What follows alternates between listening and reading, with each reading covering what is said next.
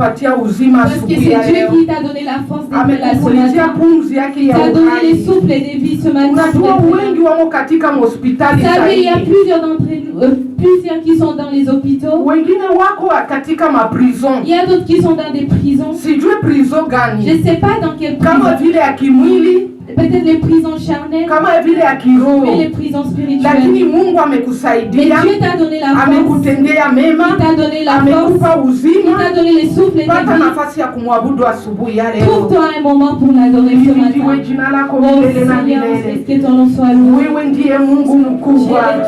Wewe ndiye Mungu mwenye kuogopesha. Wewe ndiye Mungu mwenye kuzishika alizani kwa walio wake. Tunakuabudu asubuhi ya leo. Tunakuinua ee Bwana. Tunakushangilia Yesu. Wewe ndiye ndugu yetu ee Bwana. Wewe ndiye mtakatifu mara tatu. Kama na wewe uliumba zinavyoonekana na visivyoonekana, ni kazi ya mikono yako ee Bwana. Tunainua mikono yako juu ya Yesu ili tukuabudu.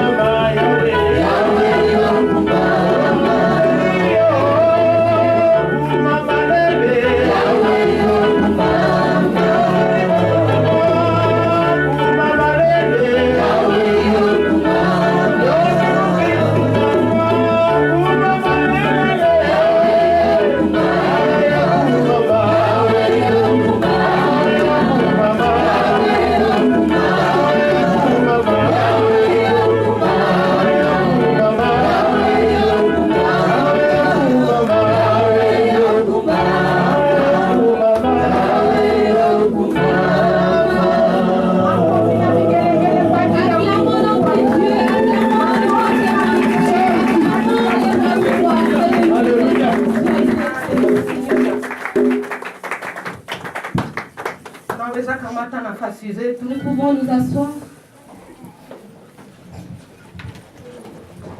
Hakuna kitu kizuri kama vile kumwabudu Il Mungu. n'y a pas une bonne chose que d'adorer notre Dieu. Biblia inasema ya kuwa Parce que la Bible nous dit ceci. yeye anakaa kwenye sifa za watakatifu Il wake. règne dans les louanges de ses enfants. Yeye anakaa kwenye maabudu ya Il règne watakatifu dans wake. les adorations de ses enfants. Kile kitu ambacho tunaweza kupatia Mungu ni sifa. Tout ce que nous pouvons donner à notre Dieu, c'est la louange et l'adoration. Sababu yeye ndo anatupatia vingine Parce que c'est vyote. lui qui nous donne tout autre Ile tu chose. kama unapitaka hii nafasi ya kuabudu unakuwa uko nakosa Si mingi. tu rates l'épisode des louanges et d'adoration, tu rates une grande chose. Kwa sababu tu ndio kipindi ambacho tunapatiaka Parce Mungu. que c'est la seule chose que nous donne à Dieu. Na Biblia inasema ya kuwa Et la Bible nous dit ceci. wakati anaona watu wake wako Quand il voit ses wanamwabudu, enfants en train de l'adorer, wakati anaona wanamsifu, quand il voit ses enfants en train de les louer, yeye anakuwaka iko na shuka kujibu et mahitaji lui ya il watu descend et wake. répond à toutes les requêtes de ses enfants. Bwana asifiwe. Que Dieu soit loué. Ile inakuwaka siri yenye watu ya Mungu Ça, c'est un wanajua. secret que les enfants de Dieu ne connaissent pas. Wakati unakuwa na sifu Quand Mungu, tu adores ton Dieu, wakati unakuwa na quand tu mwabudu, loues ton Dieu, mahitaji yako inakuwa toutes tes inajibiwa. requêtes, Dieu donne la réponse à toutes tes requêtes. Unakumbuka wakati walikwenda Jericho, Vous savez, quand ils sont partis à Jéricho, yeye alisema msipigane na bunduki, il a dit, il ne faut pas vous battre avec les armes. msitumie hata kitu kimoya, N'utilisez aucun arme, lakini mwanze tu kuabudu, mais louez seulement mwanze tu et kusifu adorer na mzunguke et Jericho. tourner Jéricho. Kisha milima hii Jericho ikaanguka Et chini. Jéricho était tombé. Amen. Sijui Jericho gani ndio iko Je katika ne sais maisha pas yako quel est asubuhi le ya leo. Jéricho de ta vie ce matin. Sijui Jericho gani ndio iko Je ne katika sais pas maisha quel est yako. le Jéricho de ta vie ce matin. Lakini acha nikwambie kwa Mais laisse-moi te dire ce matin que le Jéricho de ta vie est tombé. Kupitia sifa na maabudu Jericho Par ta imeanguka. louange, le Jéricho de ta vie est tombé. Na Bwana kubariki Laisse asubuhi ya que le leo. Dieu puisse te bénir ce matin. Bwana kubariki wewe ambao umeingia asubuhi ya Laisse leo. que Dieu puisse te bénir, toi qui es là ce Kwa matin. sababu sio kwa bahati Parce mbaya. que c'est pas par une mauvaise chance. Unajua wengi Vous hawakuingia. savez, beaucoup ne sont pas là ce matin. Lakini wewe Mais umepata toi, nafasi ya tu es là ce kuingia. matin. Kuna kitu Mungu anataka Il y a kufanya quelque juu ya maisha chose yako que Dieu asubuhi veut ya faire dans leo. ta vie ce matin. Kuna kile kitu ambacho Roho Mtakatifu Il y a quelque chose amekutosha que le nyumbani. Saint-Esprit, il t'a enlevé à la maison, Anakuleta hapa il t'a ramené ici ili afanye kitu pour katika faire quelque maisha chose dans yako. ta vie ce matin. Na ninawasihi sana mwambie watoto waache fujo. Je vous en prie de pouvoir garder les enfants, s'il vous plaît. Amen. Amen. Nataka utoshe mawazo nje. Je veux que tu ramènes toutes tes pensées ici. Lete ndani ya kanisa. Ramène toutes tes pensées ici dans l'église. Najua Mungu atafanya Parce kitu que je katika sais que maisha Dieu va yako. faire quelque chose ce matin dans ta vie. Unajua Biblia inasema Vous savez, hivi. la Bible nous dit Ase ceci. kila siku akikusanya watu, Il dit tous les jours quand il rassemble ses anakuwa na enfants, neno ambao anatafutaka il a toujours kuambia. quelque chose qu'il veut dire à ses Na enfants. Biblia inasema Et la hivi Bible nous dit ceci. katika Mezali Dans le proverbe, inasema il hivi, nous dit ceci. mwana wangu Mes enfants, sikiliza mafundisho, écoutez ma parole. na ukisikiliza hii Si tu mafundisho écoutes ma ndio parole, utaweza kuishi siku et là tu nyingi. vas vivre longtemps. Lakini kama haushike Mais si mafundisho tu ne mets pas en pratique ma parole, hautaweza kuishi tu ne siku vas pas nyingi. vivre longtemps. Ndio maana unaona mamor C'est precoce pour wa ça hii que nous voyons masiku. les morts précoces. Mtu iko na 25 Nous anakufa. voyons les gens qui meurent à Mtu iko na 25 ans. 30 Nous anakufa. voyons les gens qui meurent à Mtu iko na 30 ans. 50 Nous voyons anakufa. les gens qui meurent à 50 Miaka ans. yetu ilipungukaka mpaka ku 75. Notre âge a été réduit jusqu'à 75 ans. Manake miaka ya mwisho yenye tunaweza ishi, lakini Mungu anaweza tuongezea na ingine ni 75, 75. Donc ici sur terre, nous devons vivre 75 ans, mais Dieu peut nous rajouter encore des Hatupaswi années. kufa haraka. Nous ne pouvons pas mourir avant. Hatupaswi kwenda Nous ne haraka. pouvons pas mourir avant. Baka tutaeneza ile miaka na Mungu ataongeza ingine Jusqu'à kenza. ce qu'on va accomplir les 75 ans et Dieu va augmenter encore 15 ans, 20 ans. Unakufa hata na 95 ans. Et tu peux même mourir à 95 ans ou Hata plus. 100 na macho yako 100 hayafungana. ans et plus, tu peux vivre. Aseme Moizi alipanda kwa anapanda kumilima, hakuna siku macho yake La ilifungana. Bible nous dit que Moïse montait sur la montagne. Kwa Et sababu Moïse montait sur la montagne, il voyait toujours. kwa sababu alikuwa anashika neno la Mungu. Parce qu'il mettait en pratique la parole de Dieu. Na Mungu aliendelea Et kumwezesha. Dieu continue à lui donner la force. Lakini mnajua kitu ambacho kitumaka Moizi aingie? Est-ce que vous savez la chose qui a fait à ce que Moïse ne puisse pas entrer en Canaan? Mnajua ni juu ya nini? Est-ce que vous savez c'est pourquoi? Mnajuaka ni juu ya nini? Est-ce que vous savez c'est pourquoi? Moizi ilikuwa yeye ndio akamata watu watoshe Misri ababebe Kanaan. C'est Moïse qui allait ramener les enfants d'Israël jusqu'à Canaan. Na Mungu alikuwa anasema wewe ni Mungu, Moizi ni Mungu kwa wana wa Et Israeli. Dieu disait aux enfants d'Israël que Moïse était un Dieu pour eux. Était comme un Dieu pour eux. Nao walikuwa wanajua kama Moizi ni kama Mungu Et kwao. eux, ils savaient aussi que Moïse était comme un Dieu pour eux. Lakini kuna kwa tu kitu kia kidogo kitumaka Moizi Mais il y aingie a juste Kanaan. une petite chose qui a fait à ce que Moïse ne puisse pas entrer en Canaan. Dakika ya mwisho ya kufanyaka venye À Mungu la dernière alimwambia. minute, il n'avait pas fait ce que Dieu lui avait dit de faire. Tukwe naogopa Mungu. Il faut avoir la crainte de Dieu. Watoto ya Mungu, tukwe naogopa Les enfants Mungu. de Dieu, ayant la crainte de Dieu. Unajua shi tunajenga kwenye misingi ya mitume na manabii. Vous savez, nous construisons sur la fondation de disciples et de prophètes. Na kama tunajenga kwa ile misingi lazima tutaendelea Et mbele. si nous faisons ça, nous allons avancer. Kudakika tu ya mwisho À la dernière minute, batu bakamirmire. les gens ont commencé à murmurer. Watu wakaanza mirmire juu ya Les Moizi. gens ont commencé à murmurer pour Moïse. Wakasema Moizi, sasa tunaanza kufa na hamu ya Ils mai. ont commencé à dire Moïse, on a soif, on veut Sasa mai iko boire. wapi Où Moizi? est l'eau, Moïse? Watu wakasabu kama Mungu alibatumiaka mana mjangwa. Ils ont oublié que Dieu a fait descendre la manne. Watu wakasabu kama alibapatiaka na nyama zikawatoka mpaka Ils kumapua. ont oublié même que Dieu leur avait donné de la Watu viande. wakasabu kama alibavukishaka hata bahari ya Ils ont Shamu. oublié que Dieu leur avait fait traverser la mer. Bakakuwa baingra. Ils étaient ingrats. Jutu ya mai À cause de l'eau, bakaanza tena kumirmire. ils ont commencé à murmurer. Bakaanza tena Ils kumirmire. ont commencé à murmurer. Bakaleta tena mama laana. Ils ont commencé à amener des malédictions. Bakaleta tena mama Ils ont malédiction. commencé à amener la Juu ya malédiction à kumirmire. cause de murmurer. Mungu akaambia Moizi kwenda kupiga mwamba mara moja. Dieu a dit à Moïse, va taper sur les rochers une fois. Asekamata Haruni ndugu yako Il lui dit, prends Aaron ton frère na wewe et toi mwende mupige tu mwamba mara moja pa et useme tapez Mungu juste anawapatia une fois maji. sur les rochers et vous allez voir l'eau couler. Mwamba ni nani? Et qui est le rocher? Mwamba ni Yesu Kristo. Le rocher, c'est Jésus-Christ. Ile saa mwagano la kale alikuwa njo mwamba. Dans l'Ancien Testament, il était le rocher. Moizi alitoka kule na Bisilani. Moïse était venu avec toute sa colère. Alitoka kule na Il est Bisilani. venu avec toute sa colère. Akaambia mkuu yenye watu batu benye muamini Mungu. Et il leur a dit, venez vous les gens qui Piga deux fois. Il leur a dit, venez vous les gens qui ne croyaient pas en Dieu. Il a tapé 2 fois sur les rochers. Maneno yake kaishia pale. Et il a fini. Mungu akamwambia kuya peti nimeona unataka nizoea lui sana. dit, viens ici, je vois qu'il commence à faire. Hata kama nilikuita wewe uko kama Mungu lakini hauko. Même si je te dis que tu es comme moi, si tu es comme Dieu, mais tu n'es pas Dieu. Nilikwambia upige mwamba mara moja. Je t'ai dit de taper 1 fois sur les rochers. Unakwenda kupiga mara mbili. Et toi tu viens de taper 2 fois. Na Yesu Kristo ilibidi tu apigwe limoya. Et Jésus-Christ il fallait seulement aende tu Golgotha limoya. Il fallait qu'il aille unapiga mara mbili. Pourquoi tu as tapé 2 fois? Akamwambia hautaenda. Il lui a dit tu vas pas traverser. Tu vas pas traverser. Na hawa watu wote balikuwa bana mirmire wanatuma nafanya hii makosa yote habataingia. Et tous ces gens qui ont murmuré, qui ont fait à ce que tu puisses faire ça, eux aussi ne vont pas entrer en Canaan. Hakuna mtu mmoja alitoka Misri aliingia Kanaani. Il y a parmi tous ces gens qui ont traversé la mer, aucun de ces gens-là n'est traversé en Canaan. Bote balishiaka pale mjangwa. Ils étaient tous morts dans les déserts. Juu ya kupenda kumirmire. Parce qu'ils étaient en train de murmurer. Juu ya kupenda vitu ya dunia. Parce qu'ils aimaient bien les choses du monde. Na Moïse wa batu. Et Moïse. Mungu akamwambia panda huku yulu. Et Moïse, Dieu l'avait appelé, il a dit monte. Angalia Kanaani njoo hili. Il lui a montré, regarde ça c'est Canaan. Mais tu ne vas pas entrer. Juu ya nini ulipiga mwamba mara Parce que tu as tapé 2 fois les rochers. Akachimba budongo, akamuzika. Et Dieu lui-même a enterré Moïse. Na hakuna mtu anajua kwenye kaburi ya Moïse mpaka leo. Là où il y a la tombe de Moïse.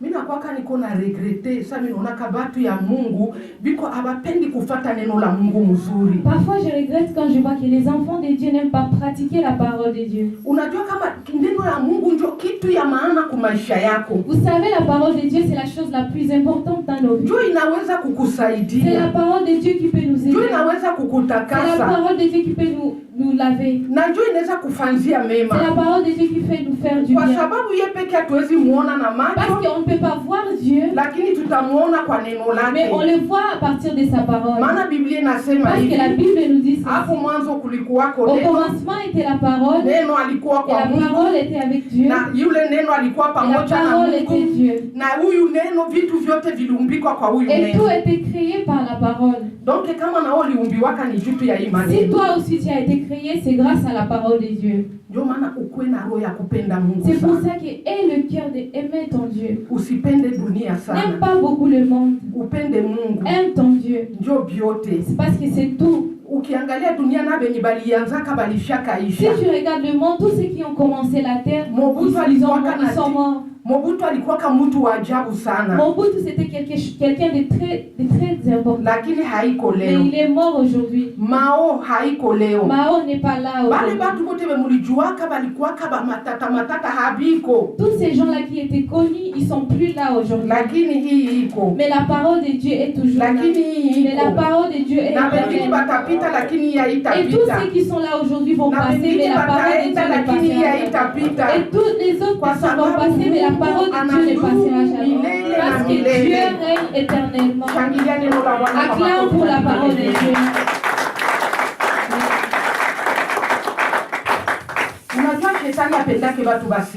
Vous savez, le diable n'aime pas que les gens puissent écouter. Le diable rôde toujours pour que les enfants de Dieu ne puissent pas écouter la parole de Dieu. Il voulait aussi faire ça sur la croix de Golgotha. Il voulait aussi faire quelque chose pour que nous ne soyons pas sauvés.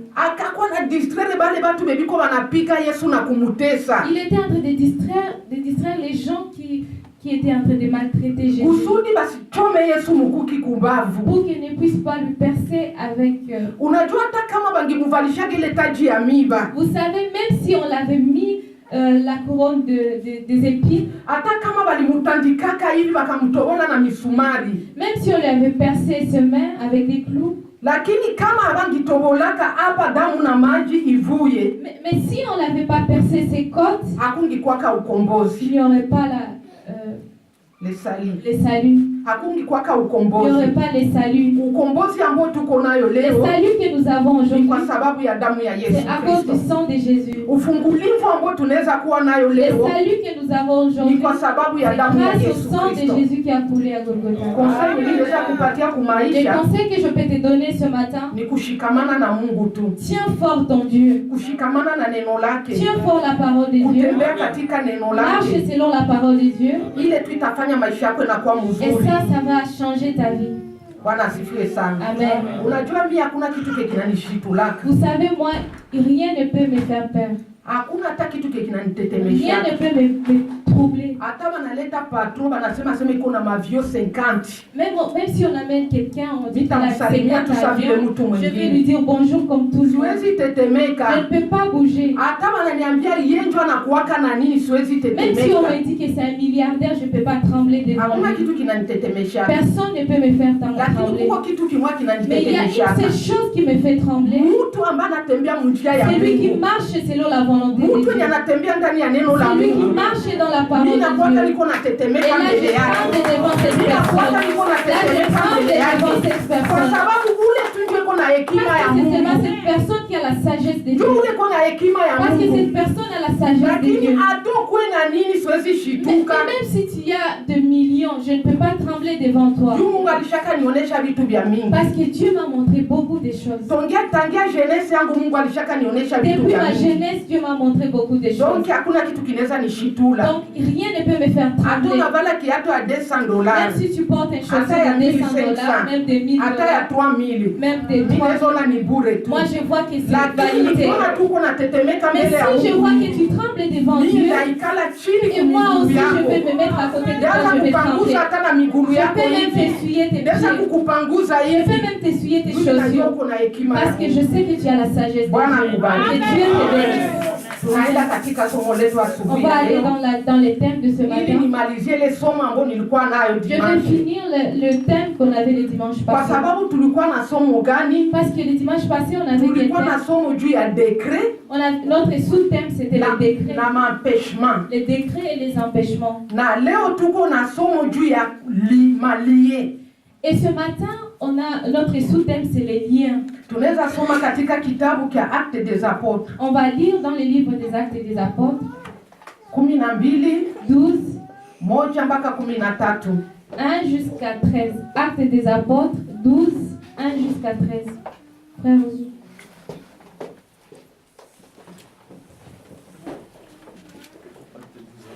Mimi nataka usikilize pole pole. 12, 1 jusqu'à 13. Alléluia, nous lisons au nom de Jésus-Christ la parole. Acte 12. Vers le même temps, le roi Hérode se mit à maltraiter quelques membres de l'Église et il fit mourir par l'épée. Il fit mourir par l'épée Jacques, frère de Jean. Verset 3.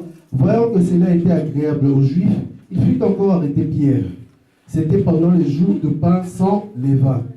Après l'avoir saisi et jeté en prison, il le mit sous la garde de 4 escouades de 4 soldats chacune, avec l'intention de le faire comparaître devant le peuple après la Pâque.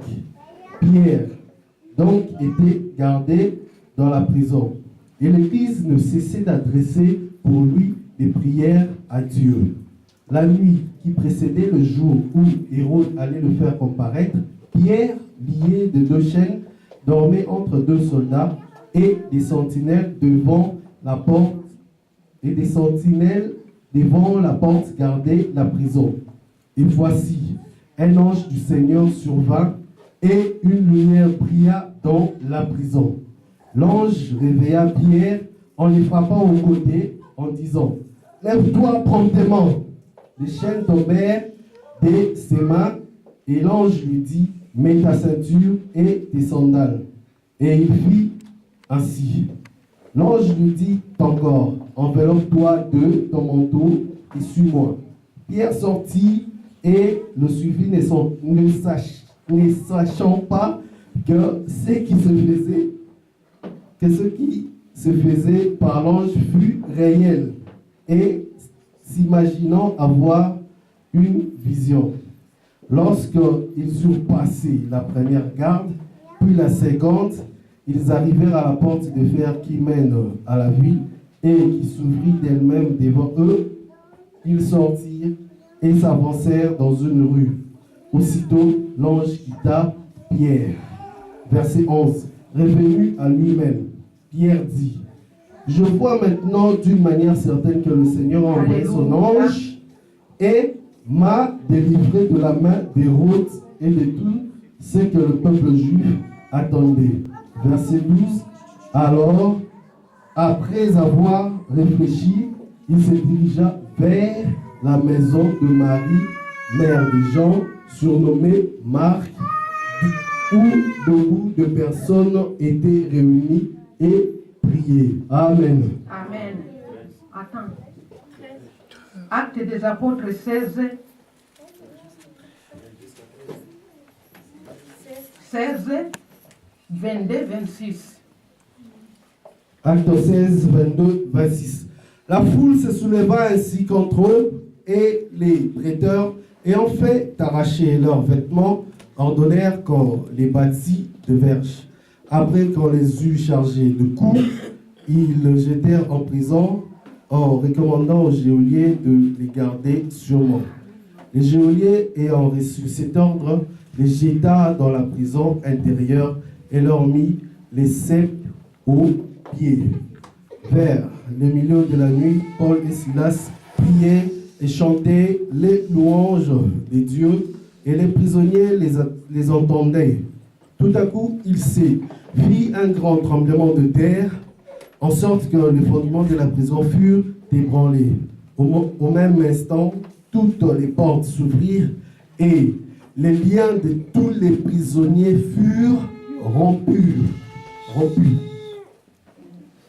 Jusqu'à 26. Jusqu'à 26. C'est ça. Les geôliers se réveilla et, lorsqu'il vit les portes de la prison ouvertes, il tira son épée et allait se tuer, pensant que les prisonniers s'étaient enfuis. Amen. Amen. Unaweza ikala. Pouvons nous asseoir, s'il vous plaît. Hapa tuko katika somo letu ambalo linasema kufunguliwa ama ufungulivu. Là, notre thème nous dit être libéré ou la libération. Kitabu ya apotre ya Actes des Apôtres iliandikwa na nani? Nilishaka isema siku nyingine. Est-ce que vous savez le livre des Actes des Apôtres était écrit par quel apôtre?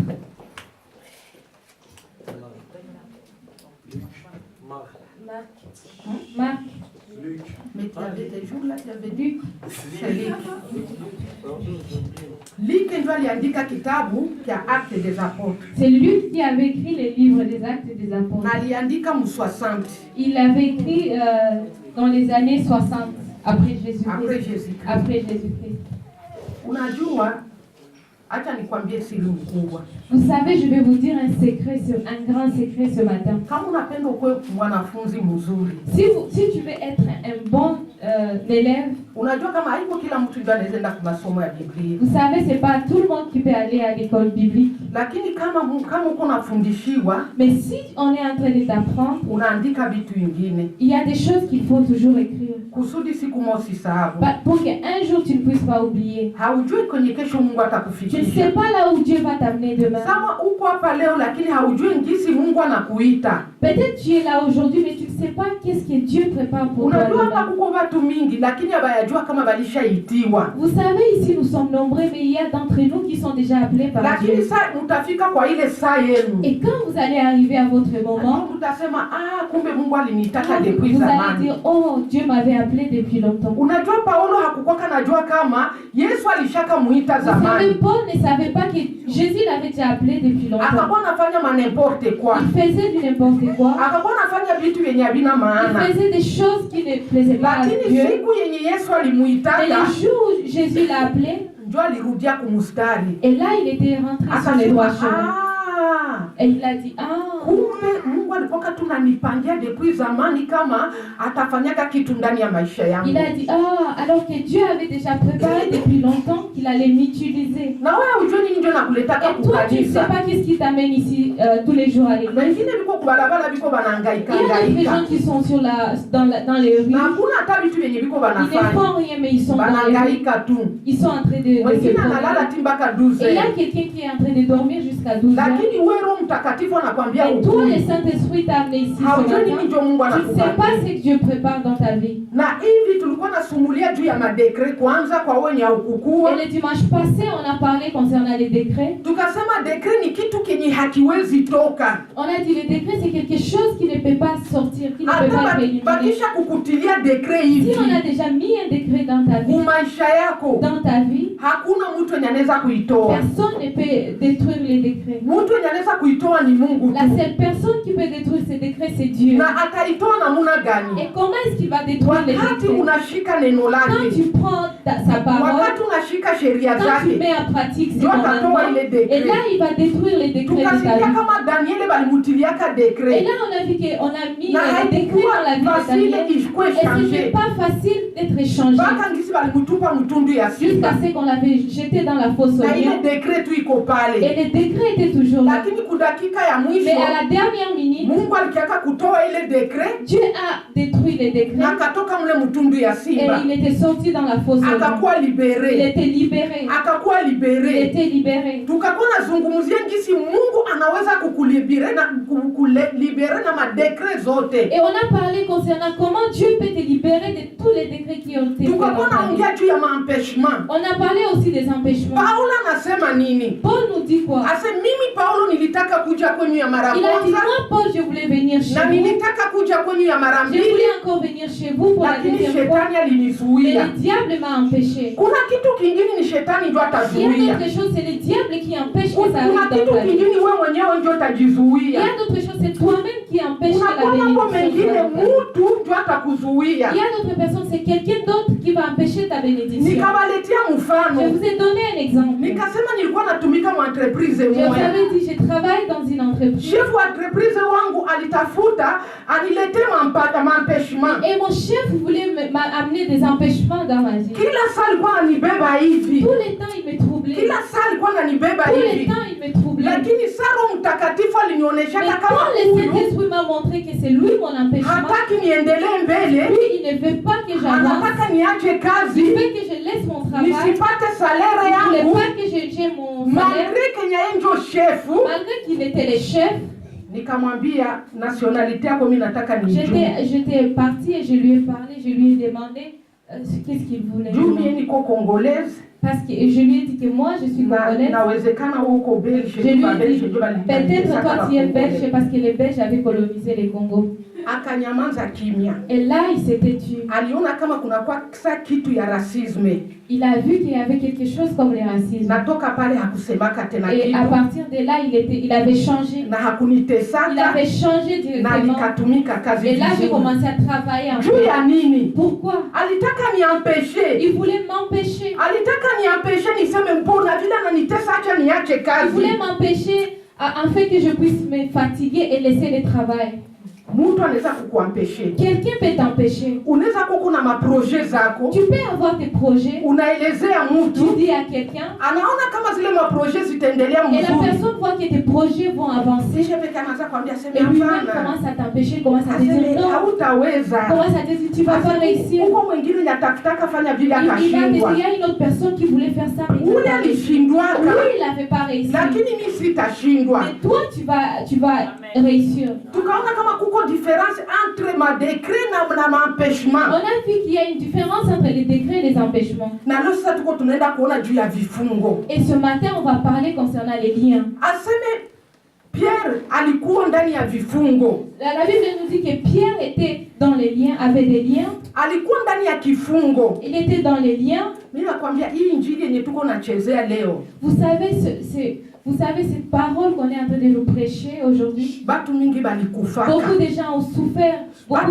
Batu mingi balikufa juu ya hii Beaucoup de injili. gens sont morts à cause de cette parole. Leo sie tuko tunaingia tu mkanisa, tunaingia saa yenye tunapenda. Aujourd'hui, nous, on vient à l'église, on vient quand on veut. Tunaingia vile On vit comme on veut. Lakini acha nikwambie, Mais laisse-moi te dire, kuko batu balikufaka kusudi ikale beaucoup pale de gens leo. ont souffert pour que tu sois là Batu ce mingi matin. balikufa juu ya injili Beaucoup de kusudi gens ont ikale souffert pale pour leo. le salut, pour que tu sois là ce Ilikuwa matin. kitu nungikamata na nguvu Le salut, sana. c'est quelque chose que tu pouvais prendre Unasikia avec de... bakina Stefano balipigwaka na majiwe Vous bakakufa. savez, Stéphane a été lapidé, il était mort. Unasikia bakina Pierre nabo njoo babiko ku prison juu ya hii Et problème ya Pierre aussi injili. était dans la prison, il était lié à cause du salut. Unasikia ba Paulo nabo biko ndani ya prison juu ya hii Paul aussi injili. était dans la prison à cause du salut. Lakini wewe unaineglige. Et toi, tu négliges le salut. Na mimi Et naineglige. moi, je néglige le salut. Haiko vile ndio tungipashwa kufanya. C'est pas comme ça qu'on devrait faire. Na wakati alikuwa ndani ya Et prison, quand il était dans la prison,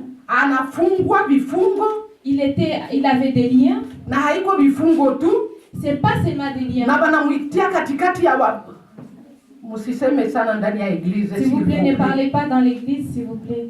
Musipige masolo mu eglise s'il vous plaît. Ne faites pas de masolo dans Mufate l'église. neno la Mungu Suivez baadaye. la, écoutez la parole de Dieu. Na wakati yenye alikuwa ndani ya vifungo, Et quand il était lié, balikuwa banamufunga il était lié avec des chaînes. na basoda balikuwa Il y avait pale, aussi des gardes à côté de lui. na wengine balikuwa nafunga milango nguvu sana na Et toutes les makufuli. portes étaient fermées avec des cadenas. Hakukuwa namuna ya Il n'y avait kutoka. pas moyen qu'il puisse sortir. Alikuwa na ngwana kesho yake bamkamate bamuue. Il attendait le lendemain pour être tué. Vifungo gani unafungwa navyo? Quels sont les liens que tu as dans ta vie? Nini njoo inakufunga ndani Qu'est-ce ya qui maisha yako? t'enchaîne dans ta vie? Ulizaliwa kama famille Tu gani? es né dans quelle famille? Ulizaliwa ndani ya famille Tu gani? es né dans quelle famille? Ulipitia nini? Qu'est-ce que tu as traversé dans ta vie? Paulo naye Paul aussi. naye alikuwa mule mu prison. Paul aussi était dans la prison. Naye banamufunga. Lui aussi, il était lié. Lakini yeye bakukuwa namufunga Mais lui, il mashine. n'était pas lié avec des chaînes. Yeye hakukuwa nafunga Lui, il mashine. n'avait pas de chaînes. Kuko tofauti kati ya wale watu Il mbili. y a une différence entre les deux personnes. Petro alikuwa nafungiwa mashine, Pierre, il était lié avec des lakini chaînes. Paulo hakukuwa nafungiwa Mais Paul mashine. n'était pas lié avec des chaînes. Paulo yeye balimufunga mule, lakini na banafunga milango ya gereza. Paul, lui, était dans la prison. Il n'avait pas de chaînes, mais les portes de la prison étaient fermées. Na kila siku mimi nawaambia kulikuwa tofauti kati ya Paulo na Petro. Et il y a une différence entre Pierre et Paul. Siku Paulo alipokea Yesu Kristo, Quand Paul avait reçu na Seigneur mpaka Jésus, vile alikufa jusqu'à ce qu'il était mort, hakufanyaka il dhambi, n'avait pas péché. hakukoseaka Il Mungu, n'avait pas péché. alienda mzuri ndani ya neno la Il Mungu, avait marché selon la parole de Dieu. alipitia mashida za kila Il a aina. traversé des difficultés. Biblia inasema yeye ndo anateseka saa vile Yesu Kristo aliwezaka La kuteseka. Bible nous dit que Paul avait souffert comme Jésus-Christ aussi avait Juu souffert. Yesu balimupigaka fimbo 40, Parce que Jésus-Christ, on l'avait tapé lakini Paulo 40 balimupiga 39. mais Paul, on l'avait tapé 39 Balimutesa, sijui nikueleze namuna Il a gani. été maltraité, Paul. Inabidi tu usome ndio Il faut utasikia. lire la Bible et là tu vas Siku comprendre. zingine alikuwa anampitishia kudirisha Et il y a des fois où il passait à travers la juu fenêtre ya kumfanya tu akwepe, pour qu'il puisse fuir. lakini Petro Mais Pierre, alikuwa karibu ya Yesu il Kristo. était tout le temps à côté de Jésus. Bukaramusi ilikuwa nampita kipimo, Il faisait tout ce qu'il voulait. kila siku ni kusema tu. Tous les jours, il parlait. Yesu anamwambia sinabidi nikufe, Et Jésus lui a dit, il faut que je anasema meure. hapana, wewe hauwezi kufa. Et Pierre lui dit, tu ne peux pas Acha mourir. kumwambia wewe hauwezi kufa, Il lui dit, tu ne peux pas mourir. utampeshe Mungu kufanya kitu. Est-ce que tu peux empêcher Dieu à faire quelque chose? Yesu akamwambia enda nyuma shetani. Et Jésus lui dit, hors de moi, diable. Alikuwa anajua kama sio Petro ndio anasema ni Parce que shetani. Jésus savait que ce n'est pas Pierre qui parlait, mais c'était le diable qui parlait dans Pierre. Yesu anaenda fasi kubana mupeleka kwenda kumuua. Et quand Jésus partait pour aller être crucifié, Petro anakamata nakata lisikio ya mtu ya chef ya Pierre avait coupé l'oreille de... mtu yenye anaokoka anaweza kata lisikio ya Est-ce que mtu. quelqu'un qui a reçu Jésus peut couper l'oreille de quelqu'un? Niambie kwanza, mtu yenye anaokoka anaweza kata Quelqu'un lisikio. qui a reçu Jésus peut couper l'oreille de quelqu'un? Yesu akakamata lisikio akaibandika. Et Jésus a pris l'oreille, il l'a Akamwambia remis à sa Petro, uko place. nafanya nini? Il a dit à Pierre, qu'est-ce que tu fais? Tena akaanza kujitamanisha pale. Et là, il commençait à faire ce Asi qu'il kama voulait. watu yote batakukimbia, Il a dit à Jésus, si tout le monde va t'abandonner, moi je ne peux pas t'abandonner. ndafika na wewe mpaka Moi je vais être kumsalaba. avec toi jusqu'à la croix. Yesu akamwangalia sasa, wewe Petro, Et Jésus lui regarde, il lui dit, toi wewe Pierre, utakia nikana kabla toi kwa Daudi. tu vas me nier avant qu'il ait. Na saba alifika kule. Et quand ils sont arrivés là-bas, quand on a demandé à Pierre, est-ce que tu connais Jésus? Et Pierre dit non, je ne le connais pas. Combien de fois tu as nié ton Jésus? À cause de ton comportement, combien de fois tu as nié Jésus dans ta vie? Combien de fois tu vas nier Jésus dans ta vie? Laisse-moi te dire, jusqu'à ce que Jésus était sur la croix de Golgotha, tout le monde était parti. Qui était resté là? C'est Jean seulement qui était resté. Lui qui dormait toujours à côté de Jésus. Qu'est-ce qu'il nous dit cela? C'est la parole de Dieu. Parce que Jésus a dit à Jean, il a dit, Jean, regarde ta maman. Il a dit à Marie, Marie, regarde ton fils. C'est pour ça que c'est le livre de Jean qui est le dernier parmi tous les livres. Parce que lui, il avait gardé sa mère jusqu'à sa vieillesse. Mais Pierre avait fui. Et là, quand on a dit que Jésus-Christ était ressuscité, lui, il marchait avec Jésus. Au lieu qu'il insiste et qu'il regarde, il a juste regardé, il est parti. Ce sont les femmes qui ont amené la bonne nouvelle. Ce sont les femmes qui ont dit que Jésus était ressuscité. Et là, il continuait toujours avec son travail. Et un jour, il avait entendu qu'on voulait le tuer. Il avait fui encore. Et Jésus l'avait trouvé, il a dit, rentre, tu dois mourir. Pourquoi tu fuis? Et là, il était tué. Nous ne savons pas c'est quelle mort qu'on a tué. Mais là, il était dans la prison. Lui, il était là, il dormait. Les gens qui priaient pour lui, c'était l'église. Lui, il ne priait pas. Parce que si tu regardes c'était l'ange de Dieu qui est venu la taper sur la gorge. Il lui a dit, réveille-toi. Mais lui, il ne priait pas. C'est l'église qui priait pour lui. Vous savez, si l'église ne priait pas pour Pierre, Pierre aussi allait être mort comme Jean-Baptiste. Si l'église n'avait pas prié pour Pierre, Pierre aussi allait être mort comme Jean-Baptiste. Parce que Jean-Baptiste aussi s'est comporté comme Pierre. Il avait demandé à Jésus. Il a dit demander à Jésus. Il a dit allez le demander, est-ce que c'est lui qu'on avait dit qu'il avait le mauvais comportement. C'est lui-même qui avait baptisé Jésus. C'est lui-même qui avait dit que je ne peux pas m'occuper de tes chaussures. Parce qu'il était dans la prison. Au lieu d'aller voir Jésus, au lieu de dire aux gens, allez dire à Jésus de venir m'aider. Au lieu d'aller dire aux gens de dire au lieu de dire aux gens d'aller dire à Jésus de venir les délivrer, mais il a dit allez lui demander si c'est lui. Ça n'avait pas plu à Jésus. Ça n'avait pas plu à Jésus. Toi qui connais la parole de Dieu, et tu sais que c'est Jésus qui était mort pour toi. Tu sais que c'est Jésus qui t'a délivré. Tu sais que c'est Jésus qui a enlevé la malédiction dans ta vie. Tu sais que c'est lui qui a enlevé la malédiction, la condamnation. Tu sais que c'est lui qui t'a rendu libre. Mais il y a les gens qui disent avec leur église, on est fatigué avec les églises. Et ils disent moi je vais partir ou je ne vais pas partir, je suis fatigué avec les églises. Quelles églises? C'est toi-même l'église. Ça c'est seulement les bâtiments. C'est toi l'église. C'est quelle église que tu dis que tu vas parler? Quelle église que tu dis? Parce que la parole nous dit quoi? La Bible nous dit, vous ne savez pas que vous êtes le temple du Saint-Esprit. Vous êtes le temple du Saint-Esprit. C'est le Saint-Esprit qui habite en vous. Il n'y a pas des églises. Makanisa njo wewe peke. L'église c'est toi. Makanisa njo mie. L'église c'est moi. Mie peke njo kanisa. Moi-même c'est l'église. Hii kitu tunakia kukusanyika. Là où on vient nous Hii rassembler. tunakia tukusikiliza neno la Les Mungu. bâtiments, nous venons juste écouter la Lakini parole de shie Dieu. peke njo Mais kanisa. c'est nous-mêmes l'église. Nani njo makanisa? C'est qui les églises? Ile makanisa yako ile. Ah, il est aux églises aussi. Tunachoka Nous nayo. sommes fatigués Wewe avec peke ces églises. unachoka na wewe peke. Toi-même, tu es fatigué avec Wewe toi-même. peke unachoka na Tu wewe es peke. fatigué avec toi-même. Ndio maana Petro akachoka. C'est pour cela que Pierre était Akasema fatigué. cette fois-ci ninachoka. Il a dit cette fois-ci, je suis Leo fatigué. nikimbie huko. Aujourd'hui, je vais Oh, fuir. kesho nirudie Demain, je huko. vais aller de l'autre Kesho côté. wanipige Et hivi. là, on m'étale. Tu hausimame imara. Parce que tu n'es pas debout dans la Unafika parole de mwatua Dieu. yenye malie Parce zinakufunga. qu'il y a des liens qui t'enchaînent. Unafika mnafasi yenye malie Parce que tu zinakufunga. es lié dans ta vie.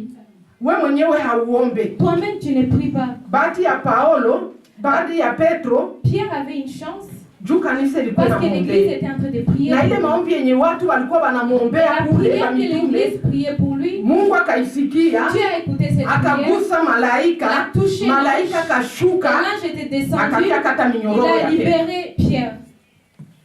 Sijui minyororo gani uko nayo katika Je ne maisha sais pas yako. quels sont les liens dans ta vie.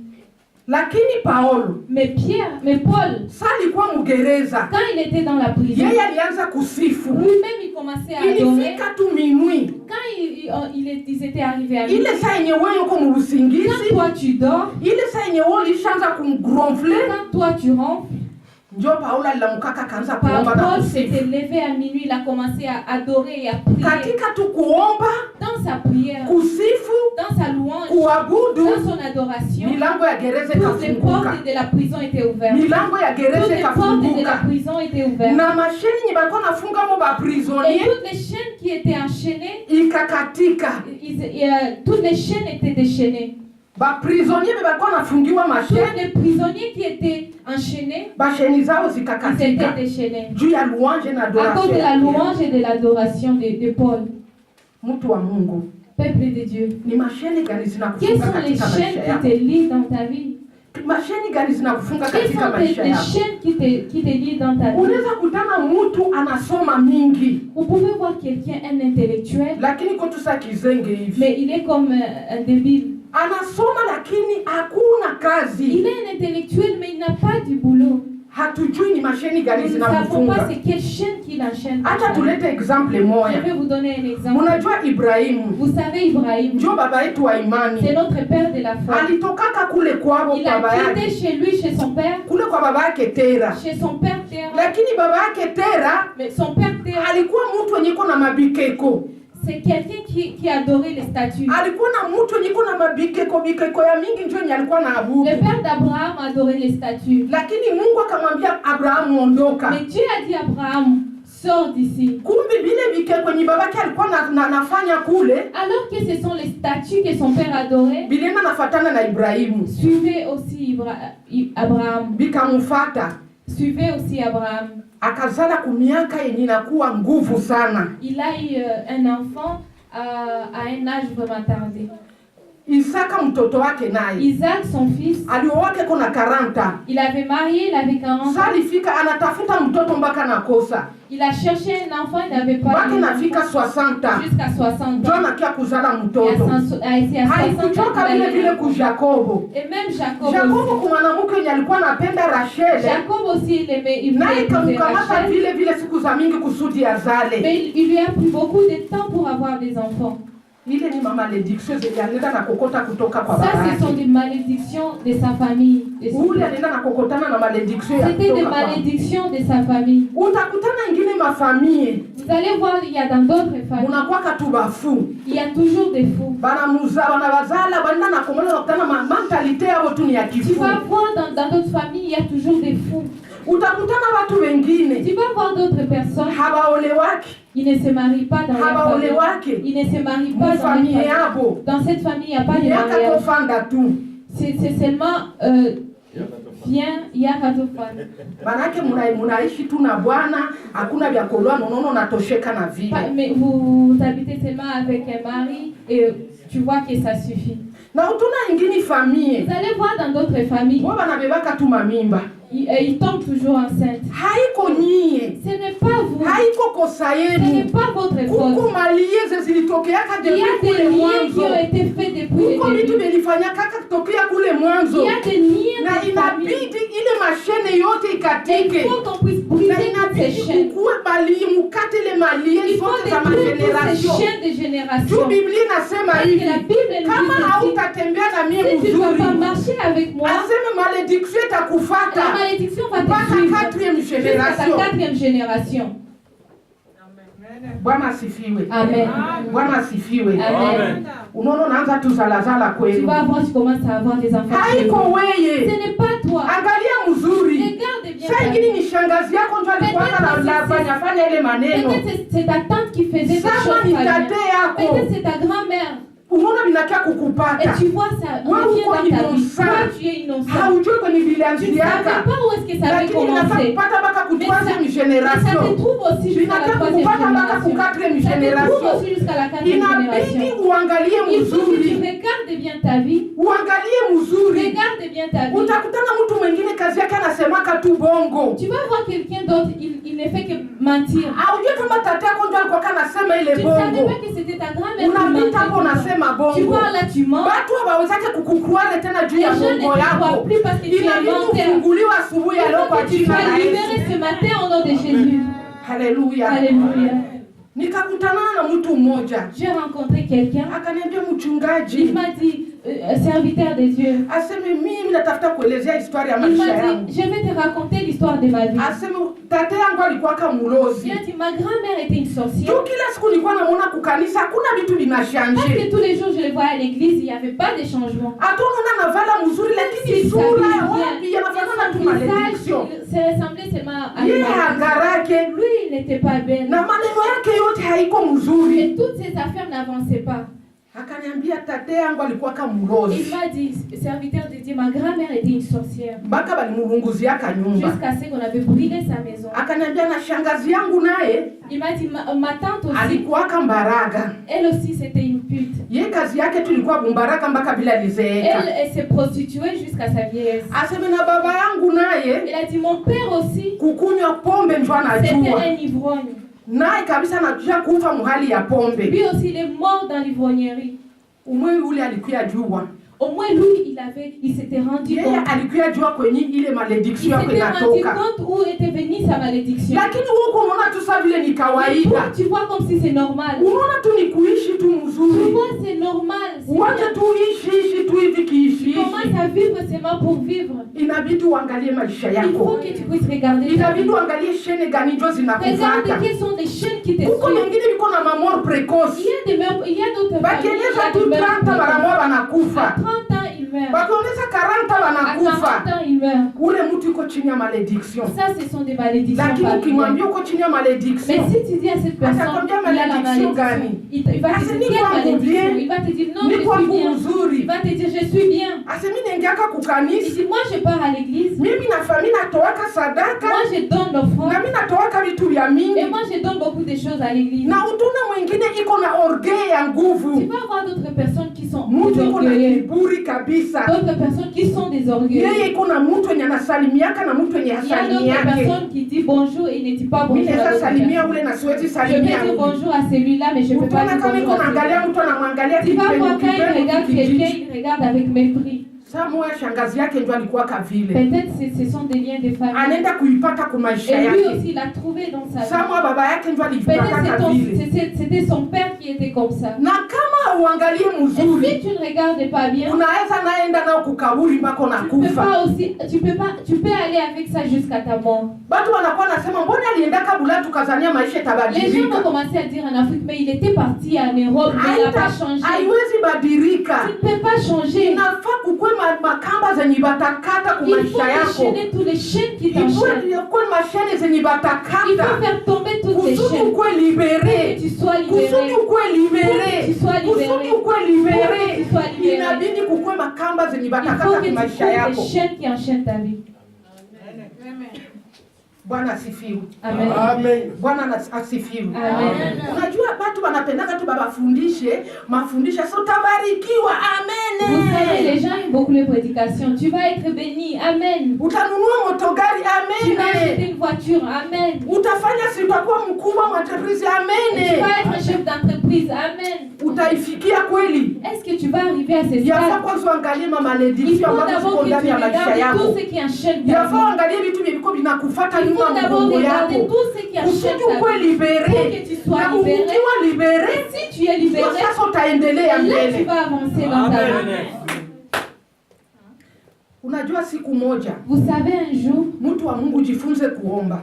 peuple de Dieu apprend à prier. Unaona nani Paulo yeye? Vous voyez Paul, Yeye sasa alikuwa naomba, lui quand il priait, ili kuomba na kufunga dans la prière et na le jeûne kusifu, et la louange, milango ya gereza toutes les ikafunguka. portes de prison étaient ouvertes. Milango ya gereza Toutes les ikafunguka. portes de la Na prison étaient mashine ya ouvertes. baprisonnier Et toutes mengine les chaînes étaient ikafunguka. déchaînées. Katika hali ya Dans kuomba, l'état de prière, katika hali ya dans kuomba. l'état de prière. Lakini leo ukimwambia mtu aombe 2 Mais minutes, aujourd'hui, si tu dis à quelqu'un de prier 2 utasikia minutes, mtu anaomba 30 sekunde na ananyamaza tu na vas avoir kufungula quelqu'un macho. qui 30 secondes et là, il a ouvert les yeux. Lakini Paulo alianzaka minui. Mais Paul, il a commencé à Mpaka prier vile avec lui kulitaka kucha jusqu'à tetetre, jusqu'à l'aube. milango ikafunguliwa. Et les chaînes étaient déchaînées. Ile mashine yako itafunguka Et namna tes gani? chaînes, comment est-ce que tu vas déchaîner les chaînes qui Mashine enchaînent zenye ta ziko vie? nazo zitafunguka Les namna gani chaînes ndani qui ya sont dans maisha ta vie, yako? comment est-ce que tu vas les Inabidi uangalie détruire? mzuri mtu wa Mungu. Il faut que tu regardes Unabidi bien uangalie peuple Mungu de Dieu. aiendeke Il faut katika regarder maisha ce qui ne va yako. pas dans ta Sisi vie. tulishaona watu wanasoma mingi, Nous, on a vu les gens qui sont des mtu anasoma intellectuels, mingi, un lakini intellectuel, anaisha tu hivi mais hivi. il meurt comme ça, il finit comme ça dans la rue. Kule kufamilia yabo Dans sa famille, kuko maneno. il y a des choses qui ont été prononcées. Unaikala miaka 7 kubunyumba. Tu es 7 ans dans le mariage, Hauyazalaka. t'as pas Hata encore des kamimba enfants. hakayatokaka. T'as pas encore des enfants. Suangalie mzuri. Regarde bien. Uangalie kama ukipitiaka hata manjia za kifumu. Regarde si t'as pas, t'es pas Uangalie hata kama constitué ukipitiaka munjia de za maman. balozi. Regarde si t'as pas, Wala bazazi yako wakuendeaka zile njia. même tes parents aussi. Inabidi uangalie mzuri maisha Il faut yako. bien regarder ta Kwa vie. sababu sasa saa hii wewe utapigania maisha Parce que yako. c'est toi qui dois Kama te battre vile pour Paulo ta vie. Tu alipigania dois maisha te yake. battre pour ta Kama vie vile comme Paul. Petro walikuwa Comme wanamwombea Pierre aussi kule. s'est battu pour sa Wakati vie. walikuwa wanamwombea, Quand ils ont commencé à vifungo prier, ikafunguka toutes les chaînes na étaient yeye déchaînées. akaelekea Et lui, kule il kwenye est walikuwa parti là où il wanamwombea. voulait partir. Jua nini hakuendaka kwake? Pourquoi il n'était pas parti chez lui? Hakuendaka kwake Petro. Pierre n'était pas parti chez lui. Aliendaka mara moja kule kwenye walikuwa Quand il a wanamwombea. été libéré, il est parti directement à l'église, là où on priait pour lui. Mtu asikudanganye. Qu'on ne te trompe pas. Mtu Qu'on asikudanganye. ne te trompe pas. Mtu anaweza kuwa libere. C'est lui qui peut être Wewe libéré. mwenyewe kwanza utafanya effort kusudi ukwe Il faut que tu libere. puisses faire d'abord l'effort Wewe toi-même. mwenyewe utaangalia kule mbali ambapo Tu unatoka. vas d'abord regarder d'où tu viens. Wewe peke utaangalia kwenye unafikia. Regarde où tu Ili es. wewe peke ukamate connaissance ya Pour que tu puisses kujua kama yafaa prendre kuwa la libere. connaissance et dire que tu dois être libéré. Hapa mumabwate oletre banatiako, unaona watu wanatia mabarua aseme mimi niko mganga fulani, mimi naweza kusaidia mapenzi, mimi naweza kusaidia mtu akupende. Ici en Europe, on voit dans les boîtes aux lettres, il y a des annonces, on nous dit ah moi je suis un magicien, je peux t'aider, tu peux avoir des mariages, tu peux avoir le boulot, Unaweza pata na mtoto, tu peux avoir même des enfants, il y a des voyages. na naandika nimero yake Il ya te laisse aussi son telefoni numéro de téléphone kusudi uende umuone. pour que tu puisses aller le voir. Hata Il kudanganya. va te mentir. Yeye peke iko modi. Lui-même il est maudit. Yeye peke iko modi tu haiko ndani ya neno la Lui-même il est Mungu. maudit parce qu'il n'est pas Mbona dans yeye la parole mwenyewe de Dieu. hajisaidia Et kuwa lui-même, tajiri? pourquoi il ne s'aide pas Si yeye peke ajifanyie ile madawa kuwa que lui-même tajiri. il puisse voir sa Mbona magie. iko malere na ile bidii yake yenye iko anafanya? Il est malheureux avec sa magie. Haiyamsaidiaka kitu. Sa magie ne lui a pas aidé. Mimi naleta example Je moja. vais vous donner un exemple. Siku moja nilikuwa Thailand. Un jour, j'étais à Thaïlande. Nilikuwa naishi mkartie moya ambayo inaita Sonobangrak. Je vivais dans un quartier qui s'appelle Sonobangrak. Ni quartier ya bamizilima C'est- peke yake. C'était un quartier de musulmans seulement. Ilikuwa tu quartier ya bamizilima. C'était seul. Ukiangalia kwa internet utaiona banaita Welcome Palace Sonobangrak. C'est un quartier de musulmans qui s'appelle Welcome Palace. Kule Là, bali banali aba ba West Africa banaleta kabali baba yabo na banaleta bafumu banabatia pale juu bako banabaombea bako nafanya bufumu juu ile ma business yabo. Là, les gens de l'Afrique de l'Ouest, ils ramènent tous les marabouts, tous leurs parents pour qu'ils puissent faire des magies pour que leur business puisse avancer. Alafu sasa mimi niko tu mtu moya wenye nilikuwa chrétienne mule. Et moi j'étais la seule chrétienne dans ces quartiers. Na tulikuwa na kanisa, kulikuwa missionnaire moya wa Amerika ndio alikuwa anafungula kanisa, ilibidi tumsaidie. Et il y avait un missionnaire qui venait des États-Unis qui avait ouvert une église et il fallait qu'on l'aide. Tumsaidie. Il fallait qu'on l'aide dans l'église. Na nilikuwa na bébé Dorcas. Et moi j'avais un bébé Dorcas. Nilikuwa ningali jeune. J'étais encore jeune. Sasa nishakuwa mzee. Là je suis déjà vieille. Bwana asifiwe sana. Amen. Bwana asifiwe sana. Amen. Alafu mimi sasa natoka kwa église. Et moi quand je venais de l'église, niliacha mimi nazimisha television. Quand je partais à l'église, j'éteignais la télé. Nikifungula tu mlango. Mais quand je reviens de l'église, mimi nasikia television iko na sauti mkubwa kabisa. Je vais retrouver la télé allumée avec un volume. Mimi nasema mbona nilienda lakini nilikuwa nazimisha television. Et là je vais me dire mais j'ai éteint la télé, mais comment ça se fait qu'elle est ouverte? Mimi naizimisha. Et là j'étais encore. Mimi naikala kidogo. Et je me repose. Nikale kidogo nilalishe mtoto. Et quand je me repose, et là j'attends dans la douche. J'attends l'eau qui coule sous la douche. Et je me dis, qui est dans la maison? Est-ce qu'il y a une autre personne qui est dans la maison? Quand je pars dans la douche, je regarde, il n'y a personne. Et là, je dis, nikaelezea mama moya. Et là j'ai parlé à une maman. Ni musulmane. C'est une maman musulmane. Ndio nilikuwa nazoea kukula kwake. Je mangeais avec elle. Juu mbele alikuwa Mkristo. Parce qu'avant elle était chrétienne. Lakini akaolewa na musulman. Elle était mariée avec un musulman. Nikamuelezea bwana hivi na hivi ndio niko naona. Et j'ai parlé avec lui, je lui ai dit il y a des choses qui arrivent chez moi. Kama hapa kote kunala tu bafumu. Elle m'a dit tu sais ici il y a que des marabouts. Na balozi. Il y a que des marabouts et des sorciers. Watu liko wanakufa kila siku masacrifice ziko zinafanyika. Tu vois tous les jours il y a des gens qui meurent, ils font des sacrifices ici. Akaniambia tasetia mai kubase. Elle m'a dit mets de l'eau dans un bassin. Asemutie pale kumulango. Et tu mets devant ta porte. Ase pale habatapita. Et là ils vont pas passer. Nikamwambia kumbe kwa mjinga hivi. Et moi je lui ai dit ah bon, je savais pas que tu étais comme ça. Nikamwambia sikukuwa najua kama uko hivi. Je lui ai dit je savais pas que tu étais comme ça. Unasema mbele ulikuwa chrétien. Toi tu as dit qu'avant tu étais chrétien. Kisha unaniambia nitie maji. Et là tu me dis de mettre l'eau devant la porte. Kama banalogaka. Et je lui ai dit si ce sont des sorciers. S'ils tuent les gens, hii yangu nyama habataikulaka. Moi ma chair ils vont pas la manger. Nikaishi tu. Et là j'étais restée. Siku ingine. Un autre jour, mimi nalala tu hivi busiku. Je dormais la nuit. Mimi nasikia tu migulu ya mtu inaanza kwa. Et là j'avais attendu. Nishazimisha tala kwa. C'est comme s'il y a quelqu'un qui marchait dans la maison. Nikakamata dra. J'ai pris la couette, je me suis couvert.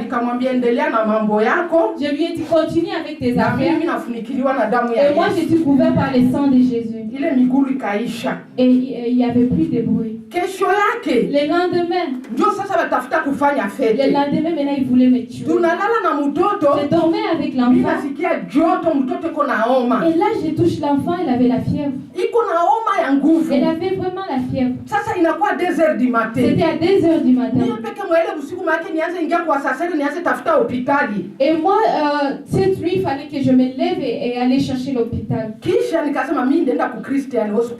Et moi, je me suis dit, je vais aller à Christian Hospital. Là, c'était l'hôpital des chrétiens. J'ai pris mon enfant. Et quand je suis entrée dans la salle, j'ai entendu quelqu'un qui me suivait. Et moi, je disais, continue avec tes affaires. Mais moi, je suis couvert par le sang de Jésus. Je suis arrivée jusqu'à l'hôpital. Quand je suis arrivée à l'hôpital, on m'a dit, maman, toi rentre, l'enfant reste à l'hôpital. Je leur ai dit, voyez que moi je suis noire. Là chez nous on ne fait pas ça. L'enfant va dormir là et moi je serai là. Si vous allez me chasser, chassez-moi. Je vais rester. Parce que c'était le plan de ces mamans. Que je laisse l'enfant, que je ne prie pas la et quand je vais rentrer à la maison, que demain on puisse me dire que l'enfant est mort. Jusqu'au matin, j'ai prié pour l'enfant et on est sorti, il n'y avait rien. Parce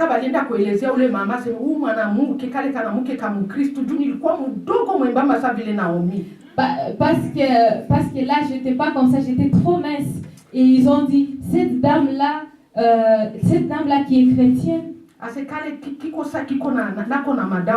ils ont dit, cette dame chrétienne-là, peut-être elle a aussi de marabout. Il n'y a pas de marabout dans nos vies. Il n'y a rien dans nos vies. Nous qui ont été rachetés par le sang de Jésus. Nous qui ont été rachetés par le sang de Jésus. C'est le sang de Jésus qui nous garde jour et nuit. Kama huko na ingine kitu la kuchungaka, hata nikwambia asubuhi leo hapo nadanganyika. Kile ambacho kitakusaidia ni damu ya Yesu Kristo. Kile ambacho kitasaidia watoto wako ni damu ya Yesu Kristo. Kwa sababu wewe ungali jeune, première génération yako, mtoto unazala ni deuxième génération, wewe mtoto wako unazala ni troisième génération. Tu ya nini haukukupe malie zenye zinakubana? Tu ne veux pas couper tous les liens qui enchaînent ta vie. Si uko na bahati tu unajua neno la Mungu. Toi tu as la chance parce que tu connais la parole de Dieu. Commence à couper tous les liens. Commence à couper tous les liens. Commence à te séparer avec toutes ces choses qui ne sont pas importantes. Et tu commence à parler de ta vie. Si moi j'ai lakini batoto yangu bataolewa. Commence à dire dans ta vie, si moi j'ai eu mon enfant chez moi, mais mes enfants vont se marier. Mwambie mtoto wako ataolewa. Si à tes enfants tu vas te marier au nom de Jésus. Generation yako itakuwa mzuri. Haitakuwa sawa ile kwenye ulitoka. Wewe uko inosa.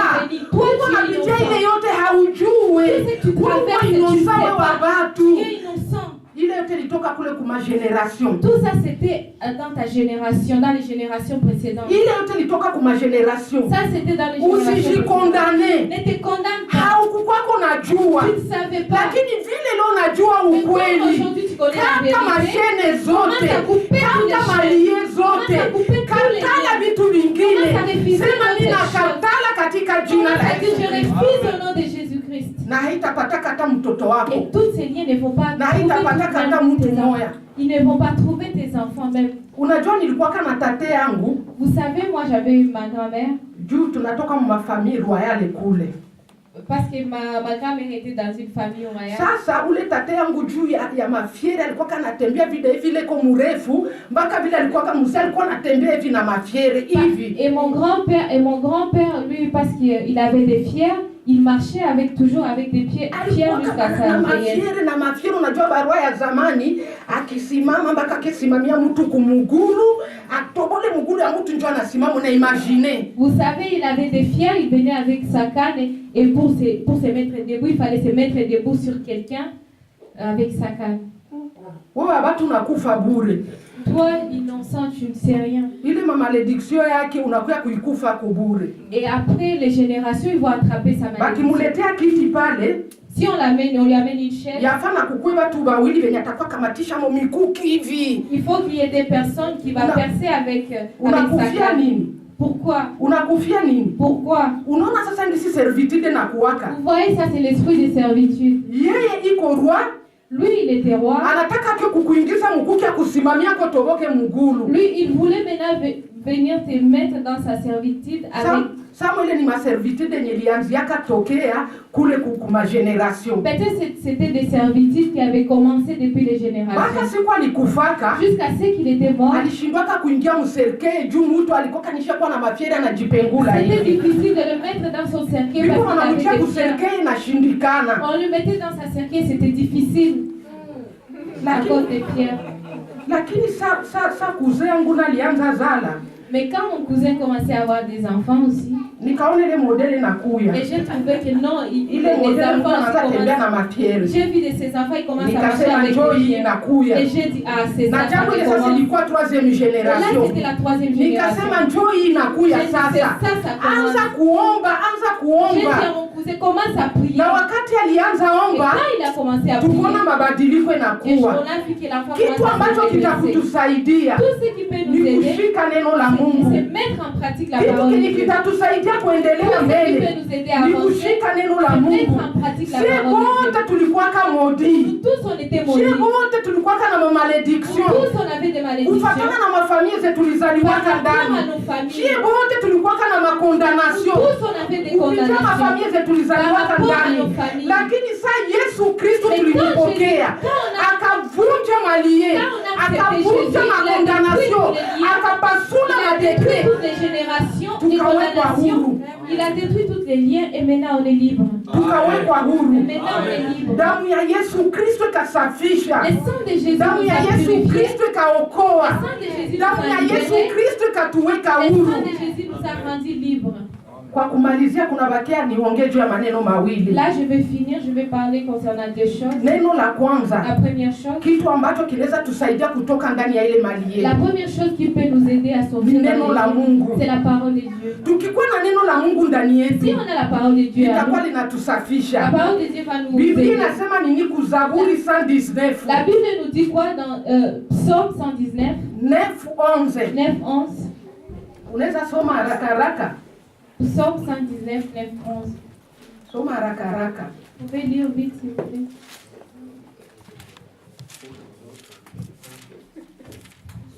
119, 9:11.